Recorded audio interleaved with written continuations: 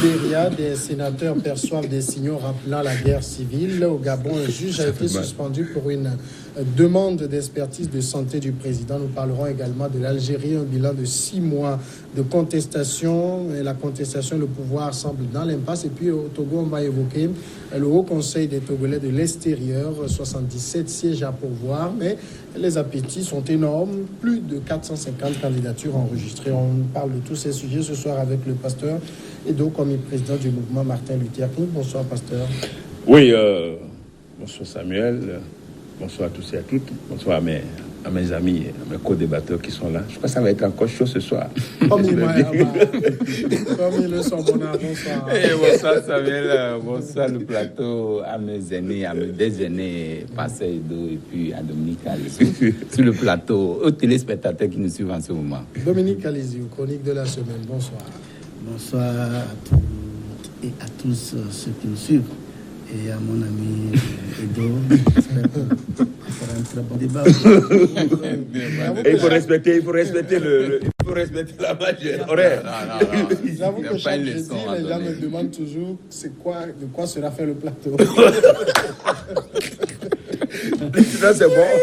D'accord, on commence tout de suite avec le Libéria. Des sénateurs libériens se sont alarmés mardi de la montée des violences politiques dans ce pays, dressant un parallèle avec celle qui avait fini par plonger le Libéria dans une guerre civile entre 1989 et 2003.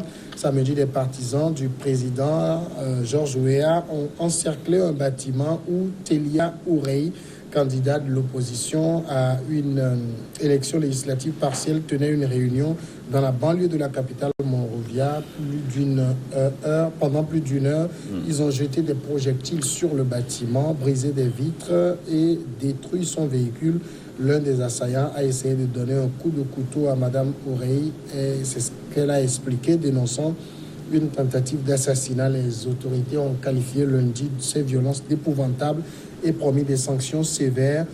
Dominique Alizou, est-ce qu'il faut dire que la situation est en train d'échapper à George Weah, ou bien ce sont un peu les médias qui sont alarmistes, ou c'est même ces sénateurs qui sont un peu alarmistes? Non, je ne crois pas que ni les médias ni les sénateurs peuvent fabriquer des histoires dormies debout.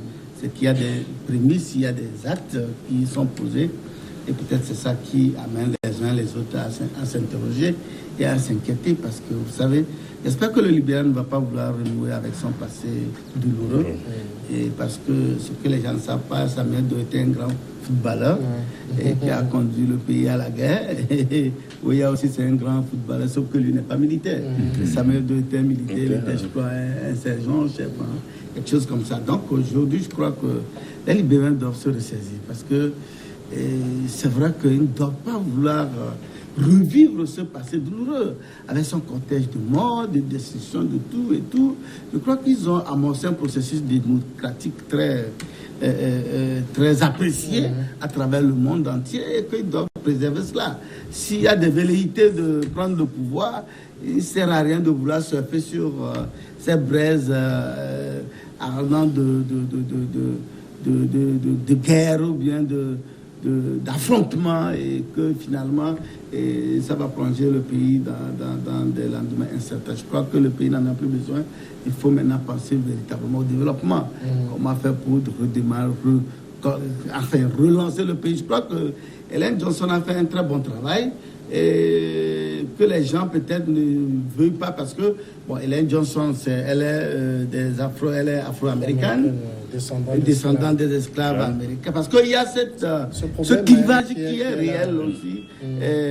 Au Libéria, George Weah, il est autochtone, il fait partie de la tribu des autochtones qui vivaient avant l'arrivée de ces esclaves, et il y a toujours ce clivage entre les deux. Mais je crois qu'ils doivent dépasser ça et aller vers vraiment une cohésion qui peut leur permettre donc de prendre le pouvoir à travers le jeu démocratique. Et je crois que ça a commencé. Johnson a fait 2 mandats et Weah ne vient que commencer. Donc, que ce ne soit pas des des gens qui veulent lui mettre des bâtons dans les roues pour histoire de dire que oui, les autochtones sont incapables de gérer le pays. Ça aussi, ce n'est pas exclu. Ce n'est pas exclu. Pasteur Edo, vous pensez que Georges Weah, jusque-là, ne montre pas être véritablement à la hauteur de la situation? Non, la situation, telle qu'elle est décrite dans la dépêche, donc je crois quand même que d'abord il faut comprendre que ce sont les militants. C'est ce que le texte nous dit, que ce sont les militants du président. Oui. Et là, c'est vraiment, est-ce qu'ils sont en train de servir, sont en train de servir la cause du président, ou bien ils sont en train de le desservir? Parce que la manière dont ils ont commencé, ils ont procédé pour aller violenter une candidate de l'opposition jusqu'à vouloir l'étrangler, tenter de l'étrangler. Je crois que les sénateurs, il y a des gens qui ont vécu cette période-là, cette période atroce de guerre, de 1989 à 2003, ça presque 16 ans de guerre civile. Donc, Georges Weah, c'est vrai, vous savez, c'est un footballeur aguerri qui est réputé. Maintenant, il a fait carrière de sénateur avant d'être président. Ça ne va pas être facile. Et c'est vrai qu'il y a le clivage dont Dominique a parlé tout à l'heure, qu'on peut rapidement mettre sur le tapis. Mais je crois quand même que Cyril Johnson avait fait un très bon travail sur lequel, en principe, Georges Weah devait bâtir, fonder le pays. Mais c'est qu'il y a un début quand même un peu timide de son mandat. Le début un peu timide de son mandat. Est-ce que les gens vont l'aider à pouvoir faire un travail pour pouvoir relancer le Libéria et permettre surtout d'éviter, il faut éviter de tomber dans les travers des périodes de la guerre civile. Et tel que c'est commencé, peut-être trop tôt, il est trop tôt pour dire que ils vont rentrer dans la guerre civile. Mais c'est comme ça commence. Et un petit étincelle, et ça commence, et puis ça peut raviver les vieux démons, et que le Libéria va se retrouver dans ces moments douloureux dont on parle. Donc, il va falloir quand même que tous les acteurs politiques puissent travailler à ce que l'on ne tombe pas dans les tourments de la guerre civile. Donc, Georges Weah doit se mettre encore davantage au travail, parce qu'on ne sent pas l'économie à relever, à avancer. Il y a des salaires qui sont impayés. Une chose est de faire une bonne carrière de footballeur, une autre peut-être de ne pas réussir la carrière du chef de l'État, mais tout ce qu'on peut lui souhaiter, les Libériens lui ont fait confiance. On souhaite quand même qu'il puisse être à la mesure de la tâche républicaine qui lui est confiée. Alors, comme Emayaba, quand on regarde aujourd'hui le comportement des Libériens, on a comme l'impression qu'eux-mêmes n'ont pas appris les leçons de leur passé douloureux. Oui, justement, c'est ça qui inquiète même les sénateurs. Parce que quand vous regardez ce qui se passe actuellement, les sorties dont on fait cas ces sénateurs n'est pas résultat du néant.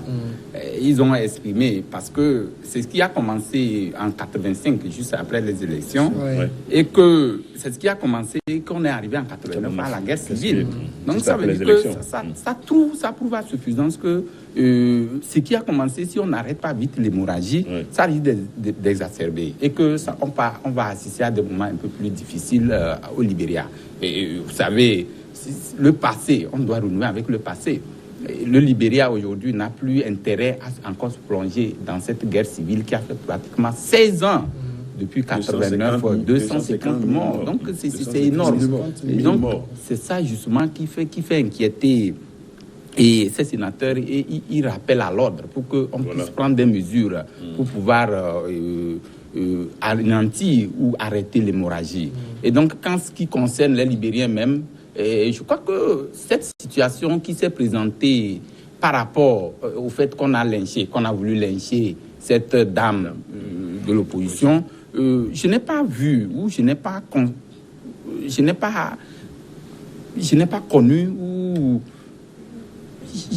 connu comment est-ce que les choses sont passées. Pourquoi est-ce que c'est le camp du président Weah qui est sorti derrière cette dame? Est-ce que c'est des instructions qui ont été données? Est-ce que c'est beaucoup de questions qui sont en train d'être posées et qu'on n'arrive pas? Maintenant, ils ont pris des mesures. On dit qu'il y aura des sanctions sévères. Vous l'avez libellé dans votre chose. Donc, ces sanctions sévères, mais qui en est l'instigateur? Est-ce que c'est Weah qui a instruit ou c'est le camp Weah qui a instruit à ce que cela soit fait? Bon, c'est des questions qu'on reste poser, mais véritablement, il va falloir que le Libéria connaisse, pense déjà à son passé et véritablement penser qu'on n'en a plus besoin, que le Libéria reste le Libéria. C'est vrai, celle qui est la présidente sortante, Sirleaf, a fait un travail noble. Les prédécesseurs l'ont dit. Et elle a eu le prix Nobel même de la paix. Et donc tout ça là, c'est des choses à mettre à l'actif. Mais ce qui est inquiétant, vous savez, avant même, il y a des gourous qui étaient là, qui n'étaient pas punis, et qui sont aujourd'hui, sont toujours là dans les mailles, dans les rayons du pouvoir. Donc, ni Weah, ni Sirleaf, n'ont pas pu les traduire. Mais véritablement, il va falloir que quand ça commence comme ça, les brebis galeux sont toujours là, ils vont surfer toujours pour ça, pour peut-être donner des conseils. On remarque la première pause et on revient tout de suite après.